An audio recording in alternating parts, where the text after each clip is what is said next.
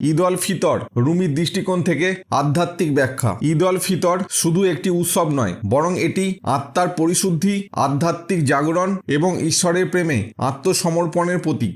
রুমি তার সুফি দর্শনের মাধ্যমে ঈদের গভীর আধ্যাত্মিক অর্থ ব্যাখ্যা করেছেন, যা বাহ্যিক উৎসবের চেয়েও গভীর এক উপলব্ধি। ঈদ অল ফিতর ইসলাম ধর্মের অন্যতম প্রধান উৎসব, যা রমজান মাসের উপবাস শেষ হওয়ার পর পালিত হয়। এটি আত্মশুদ্ধি, সংযম, ধৈর্য এবং ত্যাগের পুরস্কার হিসেবে উদযাপন করা হয়। রুমির ভাষায় ঈদ অল ফিতর, রুমি বলেন, তুমি যদি তোমার আত্মাকে ইন্দ্রিয় সুখের বন্ধন থেকে মুক্ত করতে পারো, তবে প্রতিটি দিনই তোমার ঈদ। এই বক্তব্য বোঝায় প্রকৃত ঈদ কেবল বাহ্যিক উৎসব নয়, বরং এটি সেই অভ্যন্তরীণ আনন্দের মুহূর্ত যখন মানুষ সত্য উপলব্ধি করে এবং আত্মিক প্রশান্তি অর্জন করে। ঈদ অল ফিতরের আধ্যাত্মিক দিক। রুমির দৃষ্টিকোণ, আত্মার মুক্তি ও সত্যিকারের আনন্দ। রমজান হলো আত্মশুদ্ধির মাস, যেখানে আমরা আমাদের প্রবৃত্তিকে সংযত করি, ধৈর্য ধরি এবং আত্ম অনুসন্ধান করি। ঈদ হলো সেই মুহূর্ত যখন আত্মা প্রবৃত্তি শৃঙ্খল থেকে মুক্ত হয়ে এক নতুন চেতনায় জাগ্রত হয়। উদাহরণ, একজন মানুষ যদি